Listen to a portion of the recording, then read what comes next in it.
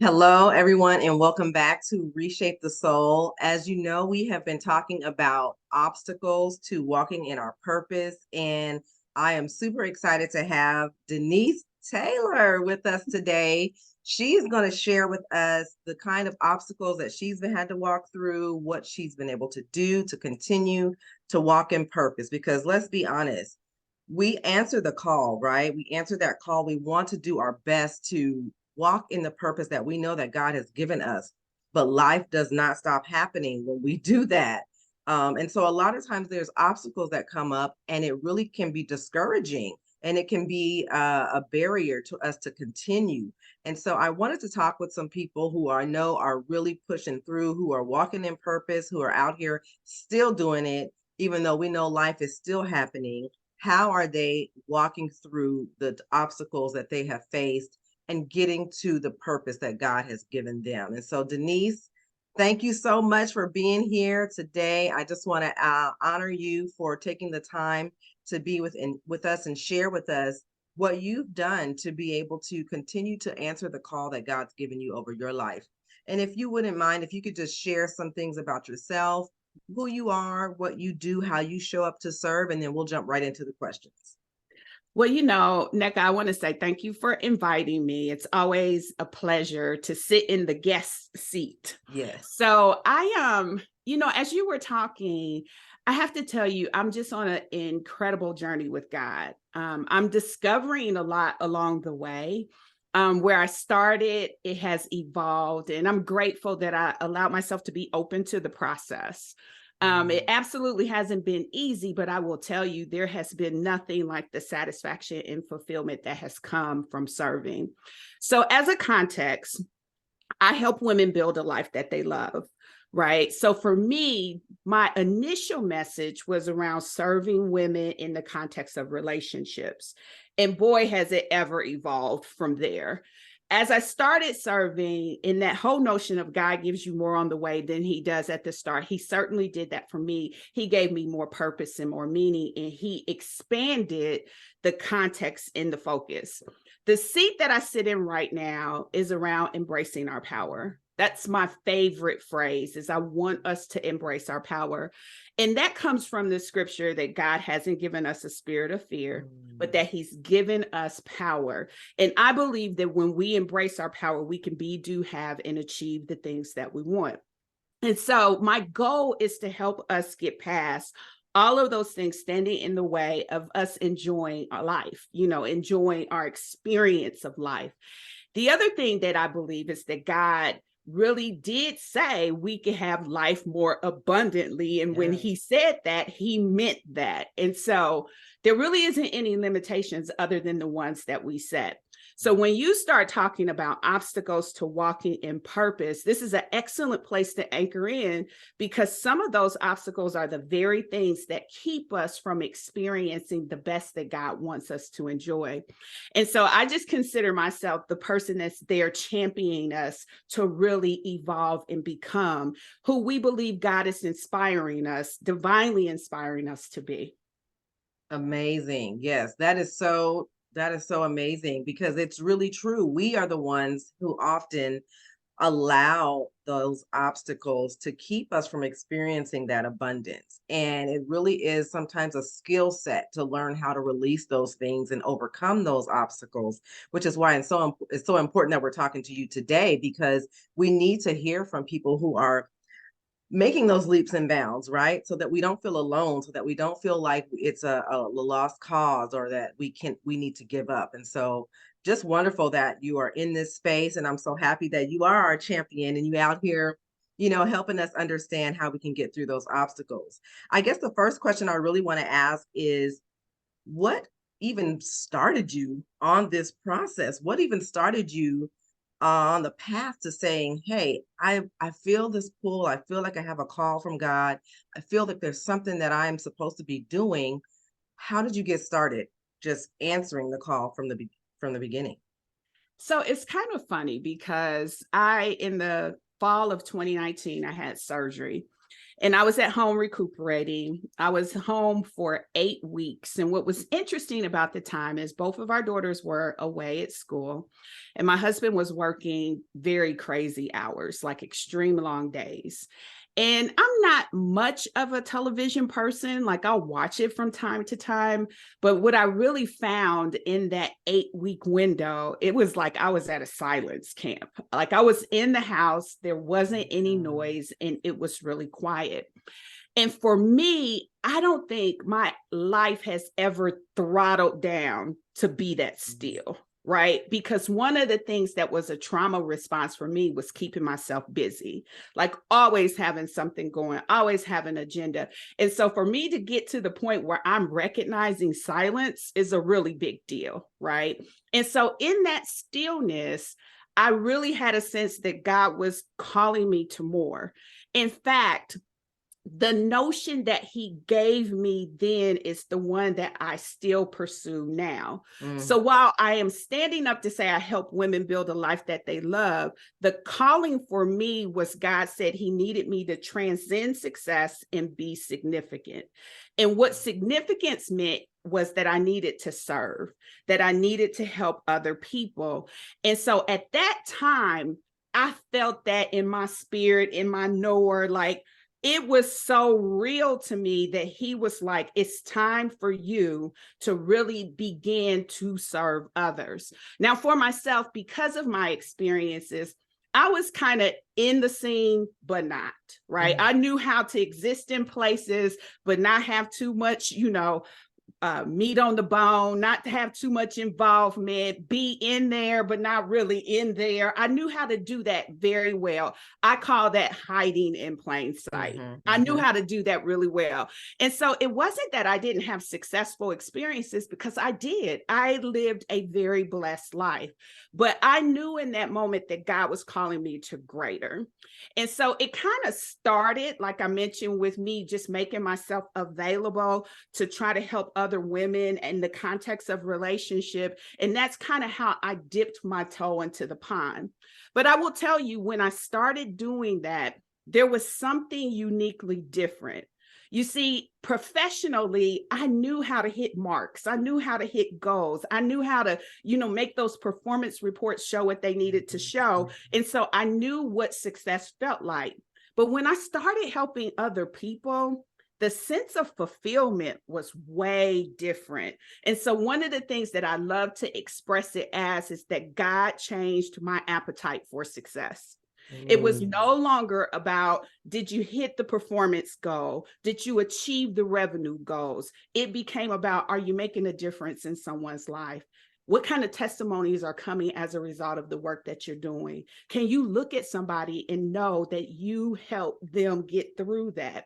And once I had a taste of fulfillment that way, I tried to go back to the other, and it just wasn't the same. I don't know if you've ever ate greens cooked by somebody who really knows how to throw down and cook some greens, right? And then when you go back and you have some from somebody else, you say to yourself, it just don't taste the same. Like, something is missing. Something is missing. Yeah. And that's kind of how I felt when I tried to re-energize, when I entered back into work after being off from leave, when I tried to go back to that same, process that I used to have, it just didn't feel the same. And so that was the biggest overall call, if you will. And it's the one that I'm still in fast pursuit of, right? Because God has really impressed upon me the necessity to be significant in the lives of others. And that means being seen, being heard, and showing up with life-changing resources. Woo, that's a lot, because I heard so many nuggets in there about, one, first of all, yes, significance, changing that mindset from the just being successful, but really being significant, and then recognizing your own significance. I will have to say that was part of my journey as well. I had to really get in touch with the fact that I, first of all, already had significance in God without performance. And then I could show up in the way that you were talking about. I did that hiding in plain sight thing, where it's like, I'm dipping my toe in, like you said, I'm dipping my toe in the water. Mhm. So I'm there. My name is on the roster, but it's really not on the roster the way it should be. It's like way down here, but really, deep inside of you, you have the potential to show up in a greater way. And so that is amazing. Just being able to talk about how you are showing up significantly. Now, I had to write this down. You said God helped you to change your appetite for success. Mhm. That is so huge because I think a lot of times we are confused by there's so much information coming in, and we can be confused by what success means and what success looks like. And Mhm. so when we allow ourselves to be able to tap into what God is telling us about the success for us, He created us as unique individuals. And as far as that, as just as much as there's success for everyone, right? There's a generalized concept of success. There's individual success for you. Your time is at your time. It might not be the same time as someone else's. And so just having God speak to you in a way that says, no, daughter, this is what success looks like for you right now. And then tomorrow I'll let you know what success looks like for you to that on that day, just tapping into being able to hear God speak to you in a way that you allowed that to change your appetite for success is huge. That was really um a great point. So I had to write that one down. I guess my next question would be, what kind of obstacles did you have to face, or have you faced, or if you would like to share, are facing even now, that you continuously have to make a decision, I guess I would say, to overcome those obstacles to continue to walk in the purpose that God's given you. So I was thinking about this a lot, because I want to be real intentional about the journey towards purpose and what kind of stood in my way. I met a lot of obstacles, but the ones that I would call out the most was limiting beliefs. My traumatic background really made me think very low of myself. And as a result, it didn't matter that the achievements were happening. It still didn't make my confidence grow in a way that made me feel assured. And so overcoming limiting beliefs is something that I still work at now. Like I had to train myself how to go after them. And the biggest way has been me beginning to see myself the way God sees me. What's interesting about this is earlier this week, I was on a CEO panel, right? And the interviewer asked me my thoughts around faking it to make it. And Mhm. my response to her was, conceptually, I understand what they're saying, but in my case, I lean into the truth of who God says I am, and there's nothing fake about that. That Come on. is truth. And so Yes. as a result, I'm not faking anything. I am who God says I am. And so when Mhm. I war against the perspective of not being good enough, or I war against the perspective of not being valued or not being worthy, and all of those things that really crash in to make you feel as though you don't belong or that you are a fraud in some sense, I combat those with who God says I am. So when I show up saying I'm more than a conqueror, I'm not saying that to boast. I'm saying that because that's what God said about me. When I show up to say I'm fearfully and wonderfully made, I'm not saying that to boast. I'm saying that because that's what God says about me. And as a result, it helps to diminish the impact of those limiting beliefs. But here's the thing we have to remember: whatever got to us first became our truth, even if it was a lie. And so those limiting beliefs got to me first as a result of the experiences that I had. And now I have to spend time uprooting those lies so that the truth can come in. And that is a daily process for me. So what does that look like? That looks like reminding myself what God says about me. That looks like affirming the things and the truths that he says in his word about me, believing him at a greater degree, making sure that I protect my ear gates and my eye gates so that I'm not consuming things that feed into those lesser perspectives of who I am. And so that was one of the first obstacles. The next obstacle is one that I really had to reconcile within myself. And I'm not sure that I'm completely clear why I struggled with it. But when you look at my family history, we are a long time like legacy of entrepreneurs. But it was Mm, something that I ran from as fast as I could. I just did not want to be considered an entrepreneur. It was almost like I was giving up my birthright. Like I'm giving up the very thing that has been a mainstay in my family. And I'm not exactly sure why. I'm sure it has something to do with a lot of the familiar experiences that I had and how they kind of fed into some of the upbringing challenges that I faced. But I had to reckon with the fact that that's in me. That's a mhm, part of my DNA. That's who God graced our family to be. And there's a blessing in it for me. And so, for as much as I fought it off, the obstacle was I refused to accept it as a truth. And so I'm working towards that. And I'm getting better with it, of actually saying I'm an entrepreneur, because I wouldn't even say that before. And then finally, the last one, and this is something you may relate to. It kind of feeds into that whole stop hiding in plain sight. But I had to get over the fact that I just didn't want to be bothered, right? yeah, You know, I had experiences with people. I had disappointments with people. They let me down. I had hurts. I had all of these things from relationships with people. And I had created this perspective in my mind that I just did not want to be bothered. Now, if we go back to what God said for me to do, which was be significant, that meant I was going to have to create some relationships with people. And so I had to get past that long-standing boundary that I had.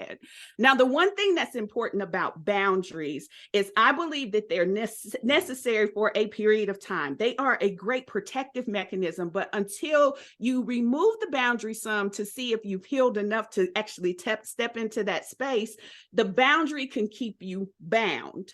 And mm, so the boundary of me saying I didn't want to be bothered probably was legit at one point in time, yeah. but chances are it outlived its stay. And I had healed and matured enough that I could eliminate that and really seek relationship. So, one of the things that I know to be true is that God created us for relationship. And when we fight against that, we are fighting against where our blessing lies. God said He's going to have men bless your bosom, which meant that you're going to have relationship with people Right. in order for the blessing to come to you. And so those probably are the three like obstacles that I really had to fight. And all of them was in me. None of those obstacles had to do with anything on the outside of me, anything that was rising up against me. It was all an internal struggle. You know what? When you talked about the limiting beliefs and call them out as lies, that was really powerful, because I think that's really what we fail to see, is that just because it's something that we believe, it doesn't mean that it's true. It doesn't mean that it has any weight in the kingdom of God, and how God sees us and how God created us and wants us to develop. And so calling them out as actual lies, first of all, gives us the opportunity to be able to say, well, you know what? If it's a lie, that means I can reject it. Mhm. That means I don't have to accept it. That means I don't have to continue to operate in it and walk in it and listen to it and allow it to direct me, and show up and just and allow it to take up space in my world without having some kind of rebuttal for it. And so calling that out, like these limiting beliefs, that to me, that's sometimes it's really a euphemism for this is just a flat out lie.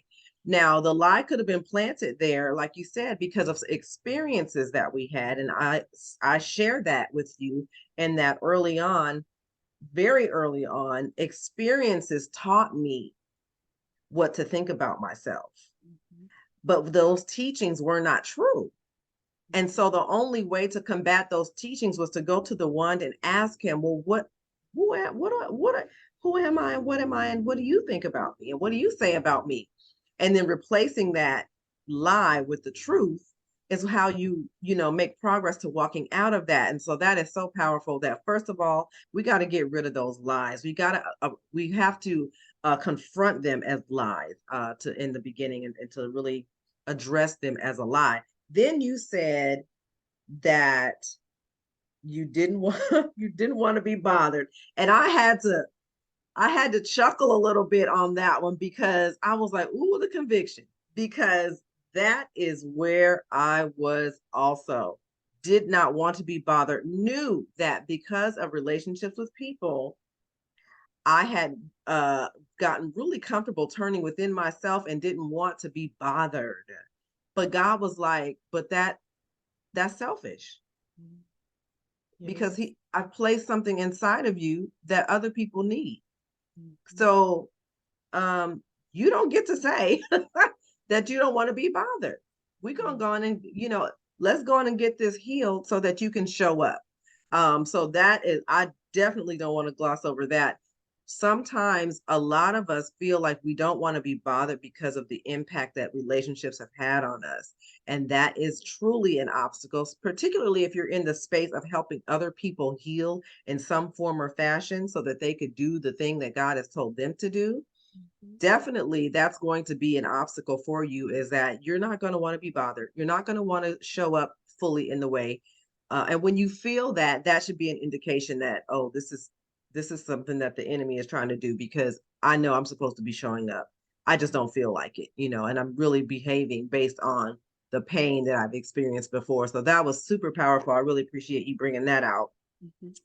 I know you've kind of talked about it already a little bit here, and there you've laced it into your responses before, but I really want to get to some of the strategic things that you do when it comes to overcoming these obstacles. And is it something that you do as a daily practice? Is it something that you just kind of keep running in the background now? How do you approach and recognize, okay, this is something that's trying to knock me off my game. Mhm. I need to address it with this. So I'll add a couple of other things that I do. So I talk a lot about the success superpowers, right? And the fourth success superpower is take care of you. And the Mm, unfortunate thing that we have not been taught is really how to take care of ourselves fully, right? We have relegated take care of you to going to the nail salon and getting a manicure and getting a yeah, pedicure. yeah, And while I am a nail girl, there is far more to me than just my toes and nails. And so one of the things that I'm very intentional about is forging the relationships that's going to help the total package of Denise.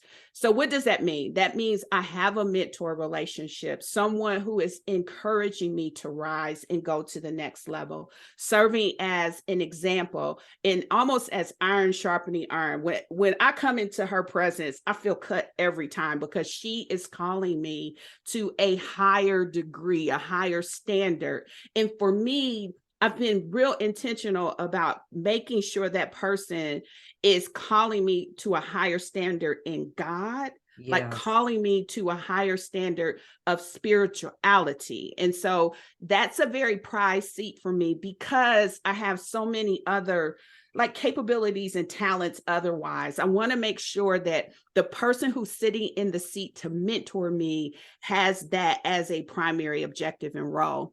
Another thing I'm real intentional about is a life coach. Some people go for therapy. I have a life coach. Finding a place where I can really unpack what's going on in my mind is a very prized relationship. And because I had that I don't want to be bothered attitude for so long, I discounted how powerful it was. And my biggest regret is that I did not forge this relationship far sooner in my life. I have made exponential strides because I have lifted that burden and weight of things that I was secretly carrying within myself. yeah, The one thing about being seen, heard, and showing up is that it's going to make you begin to really assess your authenticity. And I had some things that I had to deal with that was going on within me. And I just kind of turned a blind eye to them. I was real good at compartmentalizing. And so part of taking care of me is really taking like a true look at myself and saying, what do you need to work through? And it's so funny because every time before my next call with my life coach, I'm thinking, oh, I don't need her anymore. This is going to be the last one. And by the time we finish, I'm like, oh my God, I got so much stuff to work through. And so it is a safe place for me to really just discover those things that I never wanted to give voice to, but that was so important to my healing journey. The other thing that is really intentional is making sure that I give priority to places where I know God's going to meet me. Now, for me, one of the things I started doing when I was the primary caregiver for my mom before she passed away, she was staying with us in the home, and I would often have caregivers come and be attentive to her so that I had just a break, right? And part of my break was going on walks. And what I discovered, back to that whole still quietness when I go on walks, it's almost like I'm back to that point in time when I was home on medical leave. And in those still moments, God greets me without fail. He greets me on my walks. And so I prioritize going to that space, going to that place where I know He's going to meet me.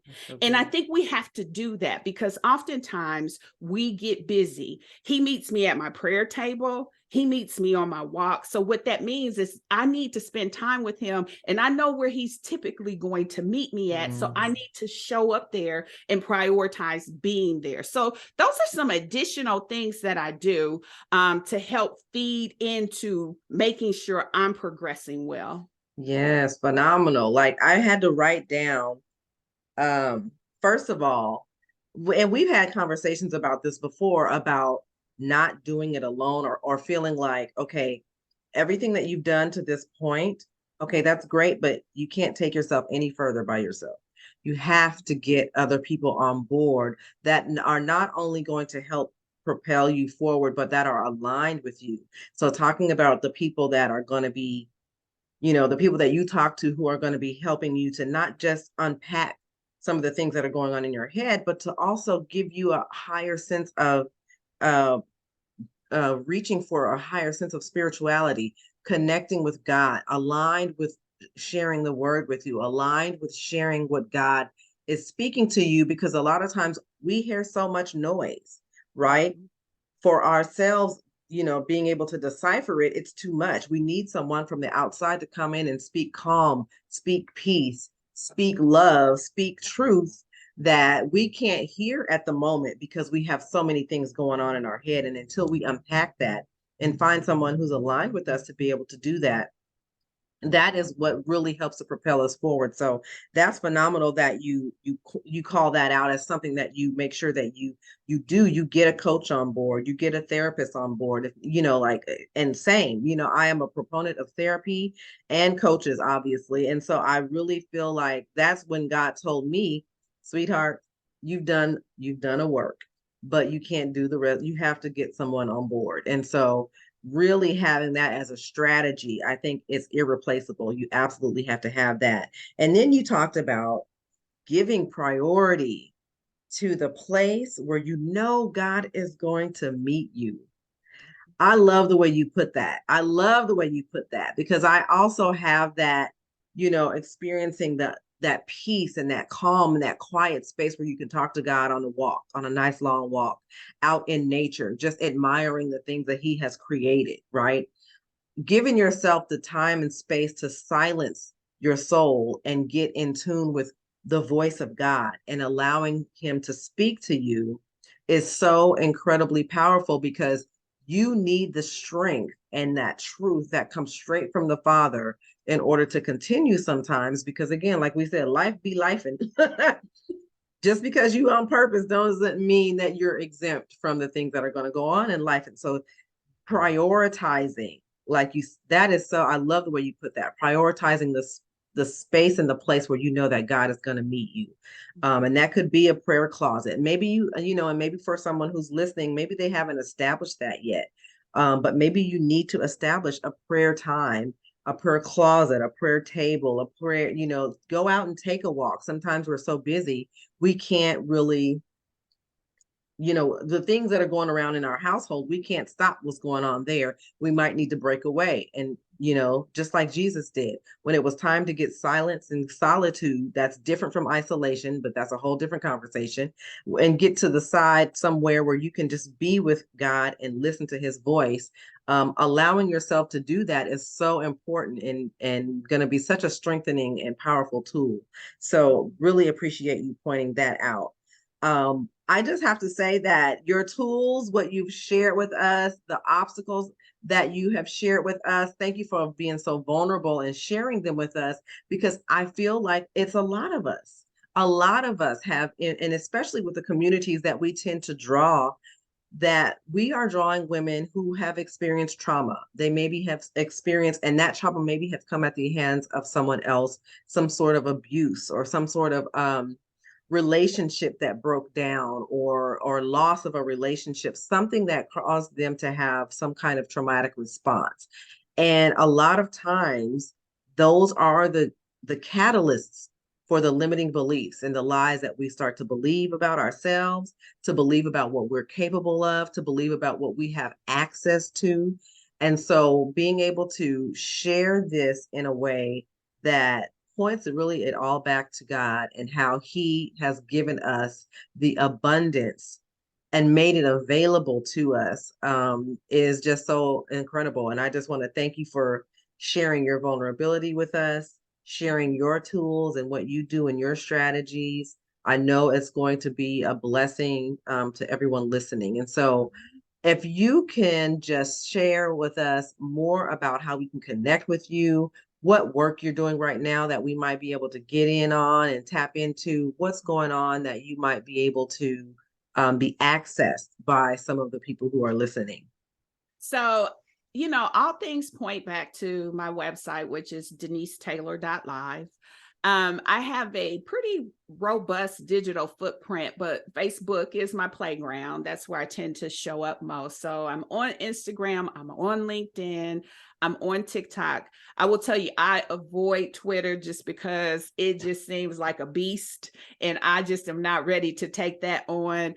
But pretty much everywhere else, you can find me with Denise Taylor Live or denisetaylor.live. In terms of like what's going on for me now is I'm in the midst of open enrollment for my mentor program. It's a 60-day empowerment program. It's called Power Play. And in that 60-day journey, it really is about embracing our power. As I said before, I believe that God has given us power. He hasn't given us fear. And my whole goal is to help you navigate through the fear that you feel and begin to show up in the ways that God is impressing you to do. And so that journey, the next cohort is in February and March. I offer it three times a year, but we're in open enrollment. And so I invite anyone to go to my website and take a look at that. I have 2 podcasts, believe it or not. Embrace Your Power is one, and I'm the Good Thing is the other. Both of those go after 2 perspectives that I think is really important when it comes to building a life that you love. I'm the Good Thing is 5-minute episodes 3 times a week that really is looking to energize you in a God kind of way with life wisdom. I consider those things that you can listen to while you're putting your makeup on or drinking your coffee or on your drive into work. It really is trying to help us get that notion and see ourselves the way God sees us. And Embrace Your Power and Go is lifting up stories of achievers who have overcome so that we can see that we can do it too. And so those 2 kind of make up the whole. And I invite anyone to take a listen to those. They're available wherever podcasts are pretty much, out there. So I invite you to listen in. And Nick, I'm so glad. I'm so glad one to see you stretching, lifting your voice. It's a necessary thing. There are people who are waiting to hear you, and the key thing is there's life in your voice. So continue to press forward. And I am so excited about this new platform that you have here for Reshape the Soul. It's going to be a blessing for years to come, and I'm just glad to be one of your early guests, but I Yes. know that there will be many more to follow. Thank you. Thank you so much. I am honored that you would share those words of encouragement with me. I truly believe that it is part of the growth that we've had is that yes, you have to step out there. You have to continue to do what God has called you to do. Just step out there. That would be my encouragement. Just step out there. Don't worry about it being perfect. Don't worry about it being, don't compare. Sometimes I have to get on social media and get off because of the comparison thing. And so I would encourage anyone who's listening who is struggling because they feel like I have so many things that keep blocking me. I feel like I'm blocked at every turn. Well, that's strategic. So, what do? You answer that with strategy. And part of the strategy is some of the things you just heard today. Get in that prayer closet, get some time alone with God, get to that place where you know He's going to meet you, cry out in honesty, and then do the thing. Don't worry about what it looks like to someone else because your Father will applaud you. And I just want to thank you again, Denise, so much for being here. I'm super excited about releasing this because I know a lot of people need it. This was a download straight from God that I needed to share with people obstacles and the strategies to overcoming those obstacles. So again, thank you for sharing yours, and everyone get over to her website and check out the things that she's got going. Listen to her podcast. They are true nuggets every time. So again, so honored to have you today, and we'll look forward to talking to you soon. All right. Thank you so much.